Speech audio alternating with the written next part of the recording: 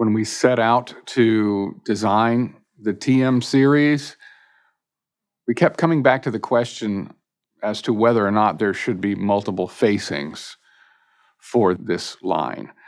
We've seen this in all the major manufacturers throughout history, that the mouthpiece specifications can vary widely. More open, more closed, very long facing, very short facing, round chambers, square chambers. We've looked at so many of the variables, and we've tried to create something new and unique, but it creates challenges because you're trying to pair chamber with facing. But early on, we wanted to base everything on the tried and true medium tip, medium facing type mouthpiece design, because it hits generally at the center of the market where most people are going to be playing a medium strength reed.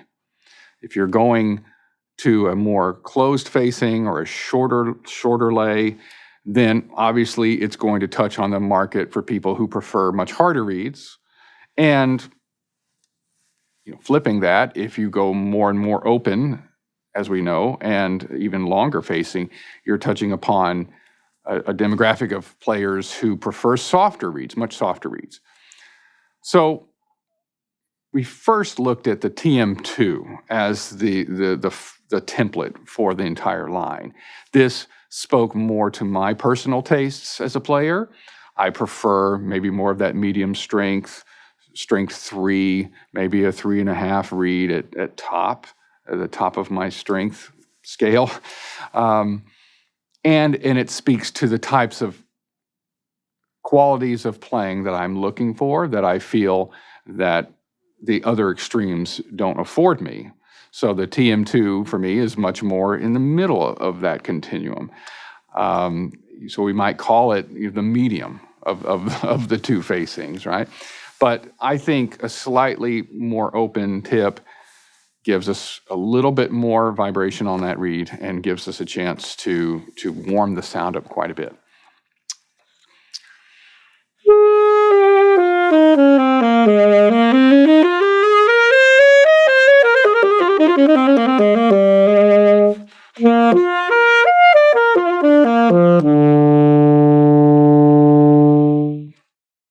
So the TM1 is meant to really appeal to those players that might prefer or have an entire setup that's built around a much harder reed.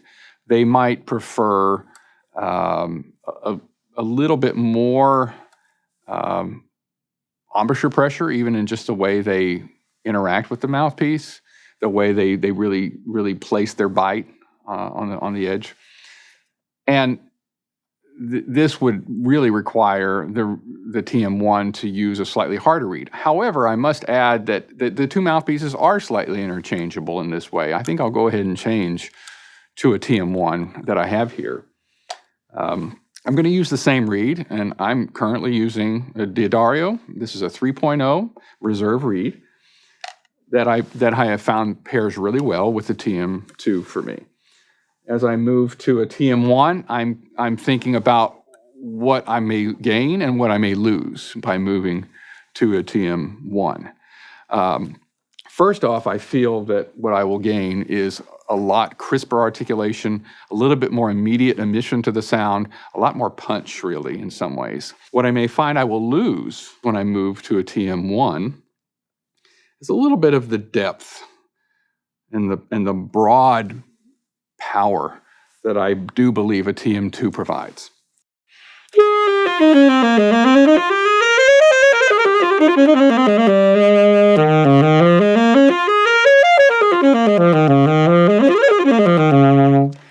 So this reed is probably a little soft for the TM1, but what I'm getting that I find very attractive right away is just an immediacy to the sound. And this could be really important, even for a younger student it could be.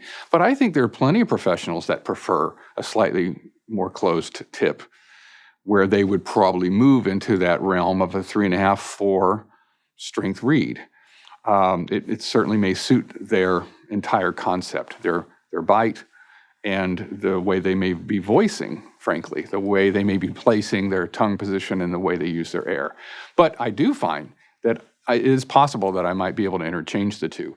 The TM1 could be seen as a mouthpiece that's more suited to chamber playing, where you're playing slightly softer, and you might be trying to blend more, where you don't have that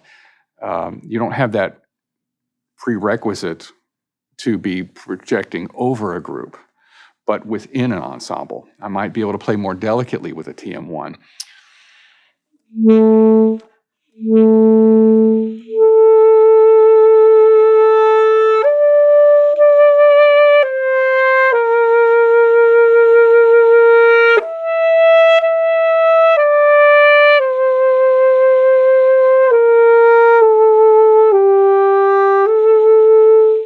If we are playing within a string quartet setting, we would want to blend within that family. We wouldn't want to be projecting beyond them.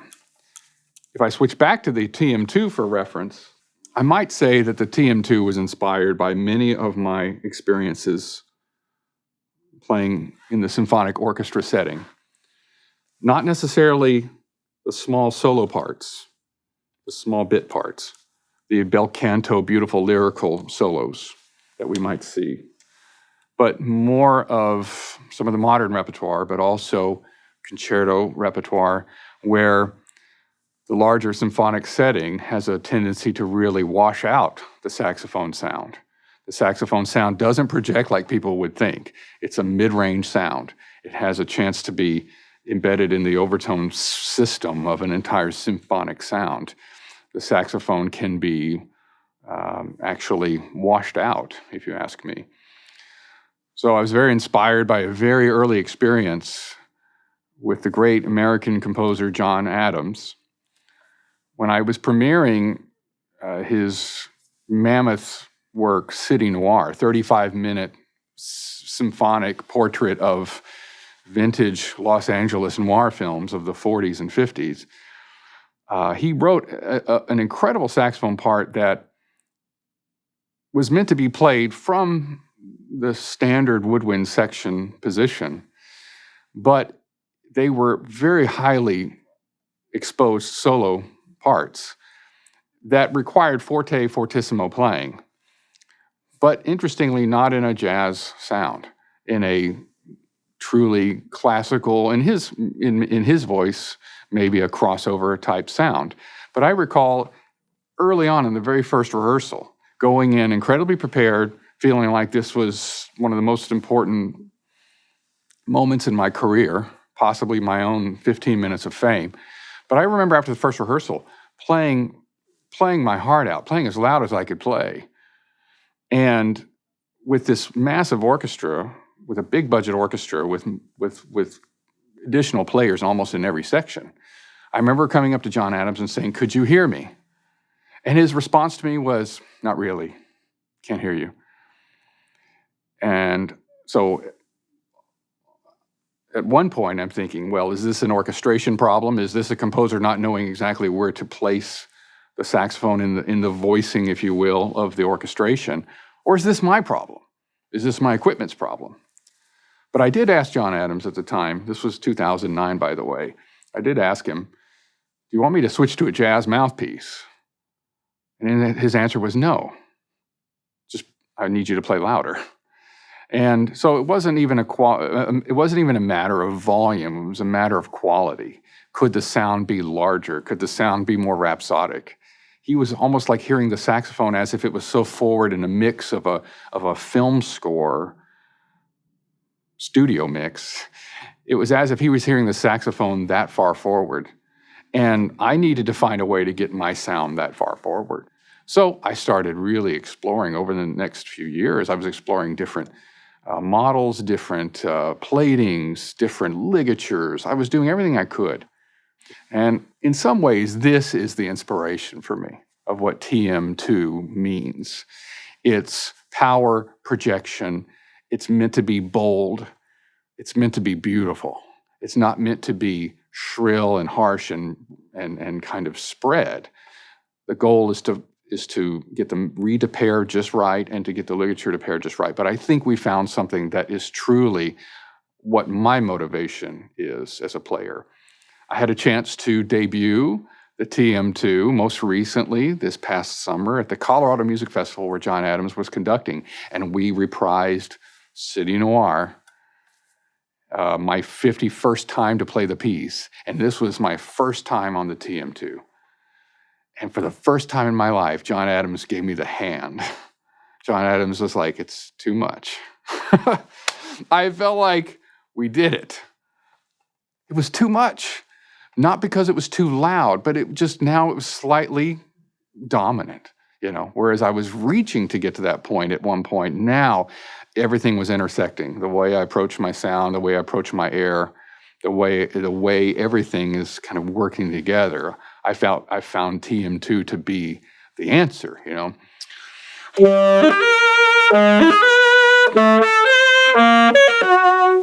Like where the body and the power were all what I needed, without feeling like I was exerting myself, exerting myself more than I should, really. I didn't want to promote tension. I didn't want to promote fatigue. I didn't want to promote ugliness. I only wanted to promote projection, power, and beauty. I had the great honor to premiere another landmark work by another iconic American composer, John Corigliano, this past year. He wrote a 3-movement extravaganza, 30-minute concerto for me entitled Triathlon. Interestingly, the concerto features 3 saxophones, soprano saxophone in the first movement, alto saxophone in the second movement, and baritone saxophone in the third movement. The title of the piece implies that it's going to be a very athletic venture, triathlon. And he saw this very much like a multi-event athletic feat. I believe that all of my work over the years with John Adams, both in his City Noir, but also his landmark saxophone concerto that he also composed for me in 2013,